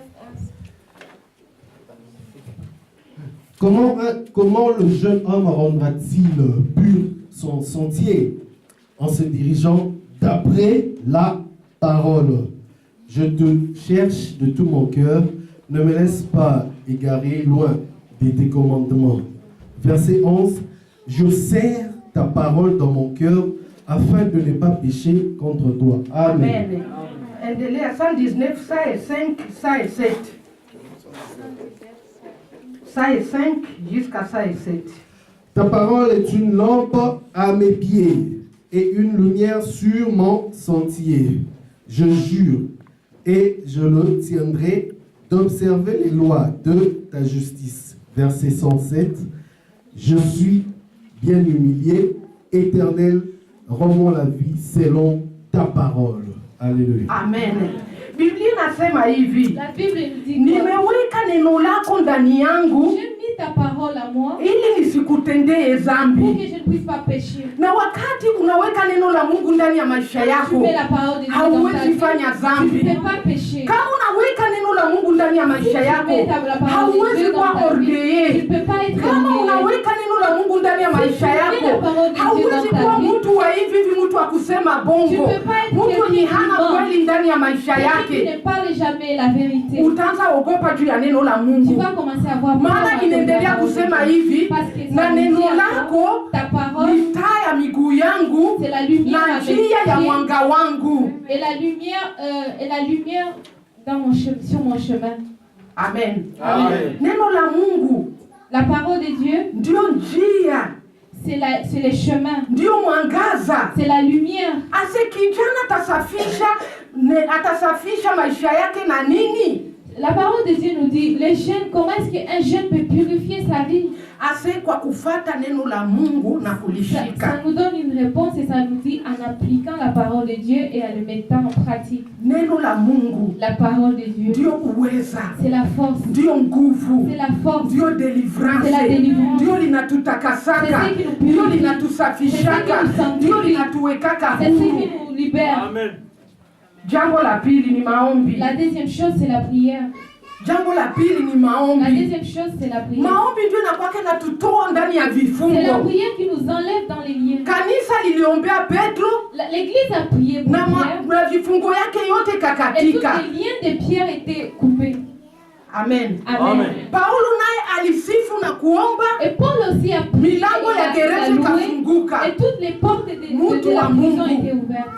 Peuple de Dieu. Kitu ambacho ngikazana nacho. La seule chose que tu devrais mettre en pratique, c'est la prière. Ni kuomba. C'est la prière. Ni kufunga. C'est les jeûnes. Ni kusifu Mungu. C'est louer Dieu. Ni kuabudu Mungu. C'est adorer ton na wakati Dieu. uko na abudu, Et quand tu adores ile ton mashene Dieu, yote tatanguka toutes les chaînes chini, vont tomber. ile mashene ya mageneration, Toutes les chaînes des ile générations. mashene yote yenye likuwaka toka zamani, Toutes les chaînes des générations, utaona inaanguka tu chini. vas voir que ça va tomber. Naona maisha yako inakuwa na Et mwangaza, tu vas voir la lumière na dans unaona ta vie. kila kitu kinaweza kufanyika, Et tu vas voir la lumière na dans ta unaona vie. mambo yote inaweza Et tu fanyika. vas voir toutes tes choses vont Exemple avancer. ya mwisho, Le dernier exemple que je unakumbuka vais jinsi donner. nilielezea ile siku Vous savez, je vous ai dit ule mtumishi wa dernièrement, Mungu alienda Amerika, ce serviteur était alienda parti ndo aux États-Unis. kutafuta Il maisha, était là chercher, il était allé chercher la vie. lakini kulikuwa liye ilikuwa juu ya Mais maisha il y avait yake, des liens qui étaient sur sa vie. na batumishi ya Mungu nako kunakuwa malie. Même pour nous, les serviteurs de Dieu, il y a des liens. Petro ni mtumishi wa Mungu Pierre, mkubwa, c'était un grand serviteur de lakini Dieu. kulikuwa kitu kilikuwa Mais il kinamfunga, avait des liens aussi. Il y na avait siku quelque chose qui walimfungula le ile liait. siku vitu yote Mais lifunguka. quand il a été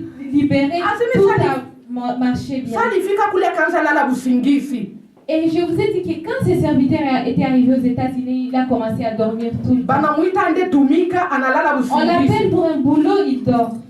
ile kazi inaisha, Il perd ses boulots. anakamata na sababu pasiporo yake kunyumba, Il oublie son passeport à la polisi maison. namfunga, Et la police l'attrape. inakamata na mupeleka mara moja mpaka kule fasi ya kurudisha watu kwa On les Afrika. ramène directement à l'aéroport pour le renvoyer en Sana Afrique. ita barafiki yake telefoni Et haipite, quand il appelle ses amis, le téléphone ne passe wengine pas. anaita lakini Les habadekroshe. autres ne décrochent pas. Unajua nini habakuwa na dekroshe? Vous savez pourquoi il ne décroche Juu alikuwa pas? wanamtafutia kazi, analala Parce usingizi, qu'il cherchait le boulot pour lui. Mais balikuwa il dormait. wanisha choka na Il yeye, était déjà fatigué. balikuwa avec lui. nishamwona kama iko farseri, Il voyait qu'il était farceur.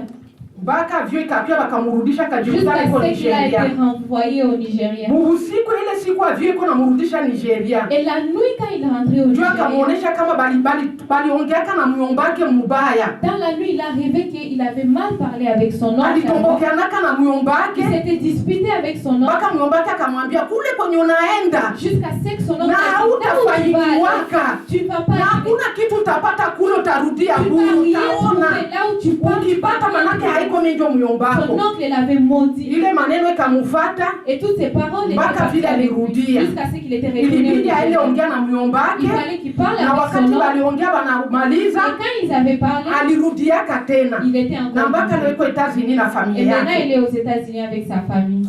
Bwana asifiwe. Amen. Eske kosa ilikuwa yake? Est-ce que c'était sa faute? Kosa haiko Non, yake, non, c'était pas sa faute. kosa ilikuwa mamalediction zeziko nyuma mgongo yako. C'était la malédiction qui était derrière lui. Kosa haiko C'était yangu, pas de sa faute. kosa nawe haiko yako, C'est pas aussi de ta ni ya faute. mageneration kule C'est kwenye la faute de la zilitokeaka. génération d'où on est venu. Lakini asubuhi ya Et leo ce matin, niko na habari njema j'ai une bonne kukwambia nouvelle à te ya dire. kuwa toka Yesu alipigwa Je Goligota, vais te dire que depuis que Jésus était mamalediction mort sur zote la croix, toutes les alizimaliza, malédictions étaient makondanasio tombées, toutes zote les condamnations alizimaliza, étaient tombées. na mukawekwa huru On toka est vifungo libre, vya on est shetani. libre des chaînes du diable. Shie bote tukawekwa huru Tous toka on est vifungo libre vya du chaîne du shetani. diable. Usijikondane Ne te tena, condamne plus. usijikondane Ne te tena. condamne plus. Mashene zote Parce que aliziangushaka, toutes ces chaînes étaient lakini tombées. kuko tu vitu mbili ya Mais il kufata faut seulement deux choses kusudi usafishe kila pour kitu. qu'on soit Me libéré. Yesu alimalizaka Et yote, Jésus a tout accompli. inabidi ushike neno la Il faut Mungu, mettre en pratique ndio la parole de litaendelea Dieu. kukusafisha. Parce que c'est la parole qui va Inabidi te ukuwe mtu purifier. wa kuomba, Il faut être juu quelqu'un maombi de ndio prière. itavunja ile Parce que c'est la mashene prière qui na va utakuwa huru. détruire toutes ces chaînes et tu vas être libre.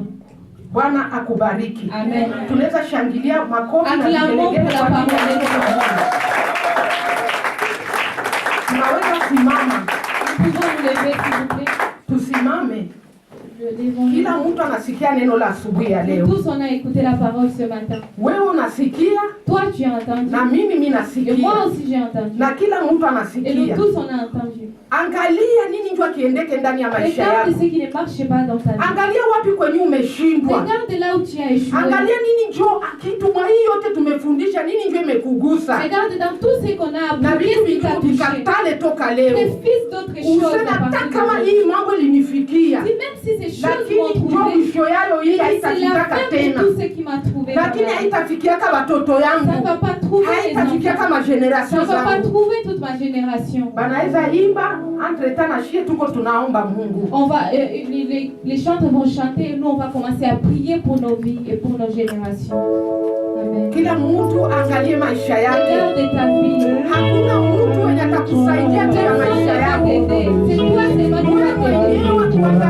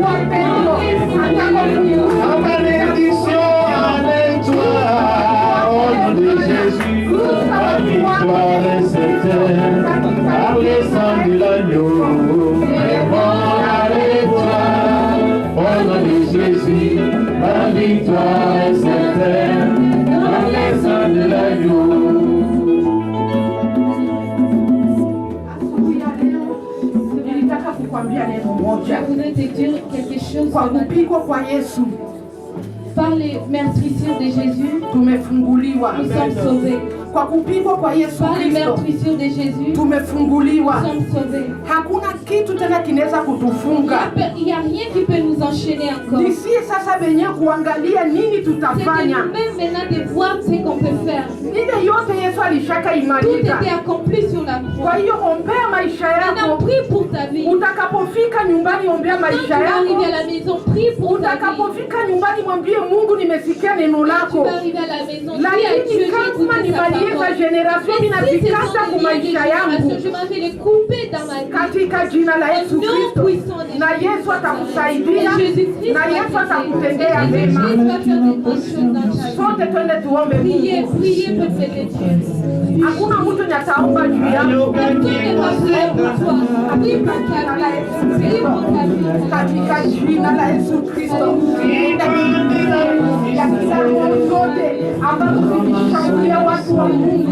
Essa kinyume ya roho zote za wachawi, roho zote za shetani, roho zote za kuzimu, katika jina la Yesu Kristo ipate kushindwa, ipate kushindwa. Uliwe asubuhi ya leo, uliwe asubuhi ya leo, uliwe asubuhi ya leo, katika jina la Yesu.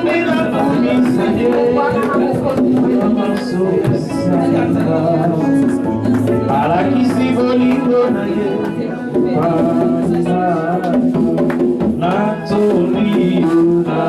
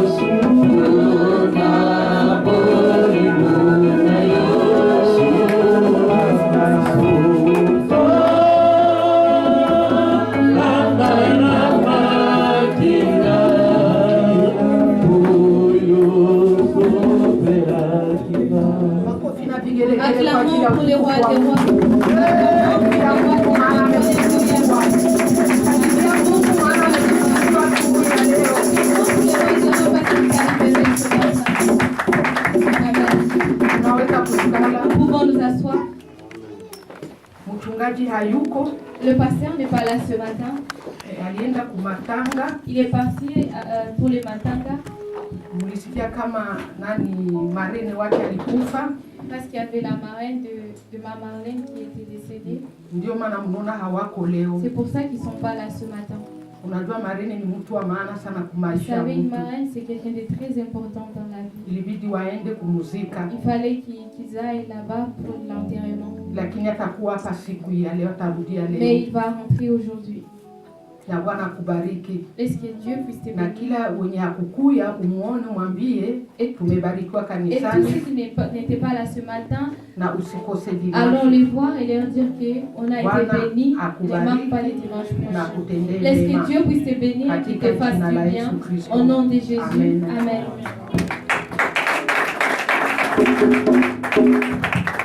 Bien-aimé, acclame bien s'il te plaît. Acclame bien s'il te plaît.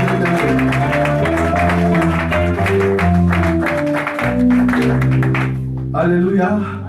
Cette parole nous a bénis. Il y a beaucoup de choses à dire. J'aurais souhaité même que ce soit une prédication de vendredi pour que nous puissions beaucoup prier. Bien-aimés, nous avons été bénis. Que Dieu bénisse sa servante. Donc, bref, les dossiers de lien, c'est vraiment une affaire sérieuse parce que ça concerne les innocents. Nous sommes à Guinée signé pacte, il y a eu bagité, allez subir par conséquence. Devenons une nouvelle créature, mais la Bible nous dit aussi, vous connaîtrez la vérité et la vérité vous affranchira. Donc, avec le temps, lorsque nous étudions la parole, nous comprenons il y a des liens qui sont familiaux, des liens paternels, maternels, nationaux, nyoswana, mais la carte nyoswana, comme on a reçu, et que ça a l'obiko. Amen. Et il y a Paul à l'étranger qui a aussi rencontré des problèmes de liens. Pour constater qu'il y a un problème en Afrique. Au qui peut occulter l'occultisme, au commis péawa, au côté un racisme, au sein de l'Europe, quand on a chocolat, vous avez un candidat français, il va t'aller, Aza français, mais Aza au côté du racisme. Tout ça, ce sont des liens. La particularité des liens, c'est que ça nous limite. Et en Jésus-Christ, même s'ils étaient innocents à cause de l'évangile arrêté, c'est aussi à cause de la prière qu'ils ont été délivrés. Amen. Nous courons rapide après les temps, bien-aimés. Nous disons que le 23, il y a réunion des mamans. Amen. Réunion des mamans, c'est-à-dire jeune sœur qui est déjà adulte, ainsi que nos mamans qui sont déjà mariées. Madame Sousougoé, Bangora, ce qui est une église, Madame Netioza, accueillant, Madame Domsou Yolamba, Madame Yosola bien, Madame Bezebele, Madame Sousougoé, Bangora, ce qui balakisio. La classe fait l'intimité qui balakisio. Ce qui est awa, donc c'est samedi, ce n'est plus le vendredi, c'est ça, non? Samedi. Le 23, ma soeur, tu sais, Nibino, Boya Koyoka expérience, Boya Koyoka Pe, Milo Balanzambe. Amen. Ma jeune Bisso de Okutana Bongo, le 30. Et le dernier vendredi, on oublie souvent de le dire, le dernier vendredi, nous passons aussi des moments merveilleux ici, dans la présence du Seigneur. Nous prions pendant une nuit de prière, nous commençons à 10h, donc à 22h. Pour terminer vers 2h, ceux qui habitent Saint-Étienne ont la possibilité de rentrer. Et comme il fait plus très froid, nous pouvons aussi dormir ici. Amen. Nous rendons grâce à Dieu pour toi qui viens de loin. Nous rendons grâce à Dieu pour toi qui es venu ce matin. Et en ces moments, il nous est utile de venir aussi donner à Dieu ce que nous avons apporté. Alléluia. Amen. Dans les offrandes, lorsque Dieu te demande, en fait, Dieu veut te donner. Lorsque Élie avait demandé à cette femme veuve, en fait, c'est lui qui voulait lui donner beaucoup. Donc, ce que Dieu nous demande, c'est ce que lui-même veut faire dans nos vies, plus que lui, ce qu'il nous demande. Jésus-Christ a dit de sa bouche, n'amassez pas des trésors, amassez plutôt dans le royaume des cieux. Où la copée s'est ébélée, à Colo n'a pas ébélé. Alors que la chorale va nous conduire pendant un chant, je nous prie de venir, Naïse Mwebele, Kokabela Nzambe. La vie c'est là. Alléluia. Amen. Tout aimé, s'il vous plaît, tout comme ça en colo. Bébé est allé aujourd'hui. Bébé est allé aujourd'hui. Bébé est allé aujourd'hui. Chantons Alléluia, le feu est allumé. Chantons Alléluia, le feu est allumé. Chantons. Bébé est allé aujourd'hui. Bébé est allé aujourd'hui. Bébé est allé aujourd'hui.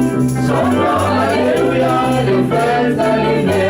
Chantons Alléluia, le feu est allumé. Bébé est allumé aujourd'hui. Bébé est allumé aujourd'hui. Bébé est allumé aujourd'hui. Chantons Alléluia, le feu est allumé. Chantons. Bébé est allumé aujourd'hui. Chantons. Bébé est allumé aujourd'hui. Bébé est allumé aujourd'hui.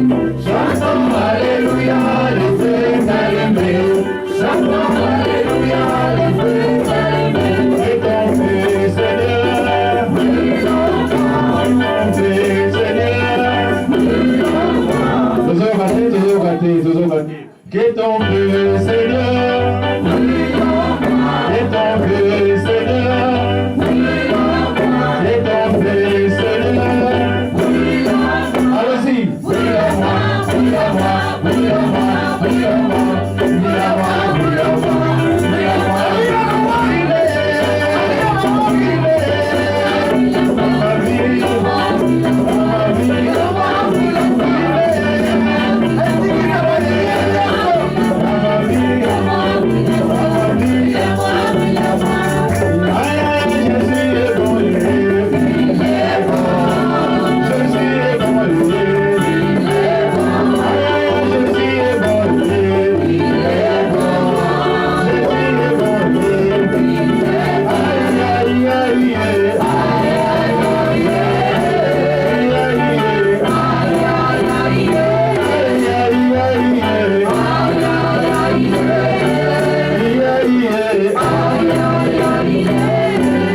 Acclamons notre Dieu. Alléluia. À moins que je ne m'abuse, je vois que nous n'avons pas de visiteurs. Amen. Nous rendons gloire à Dieu. Bien-aimés, nous devons évangéliser.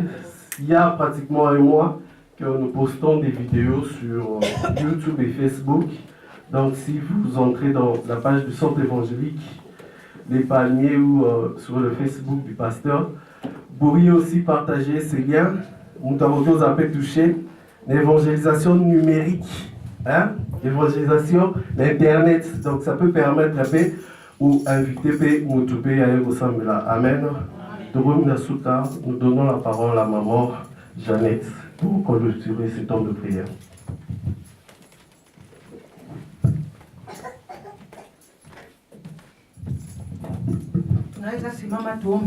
Lève-nous pour prier pour la prière de la femme surtout. Mungu wa mbinguni katika jina la Yesu Kristo. Seigneur Dieu, merci au nom de Jésus-Christ. Asante kwa neno lako. Merci pour ta parole. Asante kwa ufungulivu. Merci pour la libération. Asante kwa sababu Bwana mashene zimeanguka asubuhi Merci ya parce leo. que toutes les chaînes sont tombées sur la Asante kwa sababu kila mtu ametambua mahali yuko. Asante kwa sababu utatusaidia. Unakwenda kutusaidia. Unakwenda kufufua vile ambavyo vimekufa ndani ya maisha yetu. Umekwenda kuleta maneno yote katika mwangaza. Ubarikiwe milele na milele.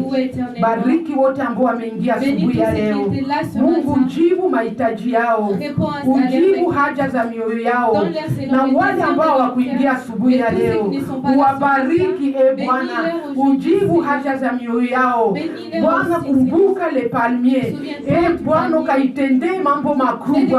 Watu waone utukufu wako. Watu waone nguvu zako Bwana. Na uweza wako ufanye kazi ndani ya maisha yetu. Ninabariki Lendi Je m'avais béni. Iwe baraka katika maisha yenu. Semene yote mzima. Kila kenye mutagusa kibarikiwe. Mahali pote ambapo mutaenda mupate kibali. Bwana akuwe mbele yenu na akuwe nyuma yenu. Awaongoze katika yote na ndani ya yote. Baraka za Ibrahimu, Isaka na Yakobo zifuatane na maisha yenu katika jina la Yesu Kristo aliye Bwana na Mwokozi wetu. Amen.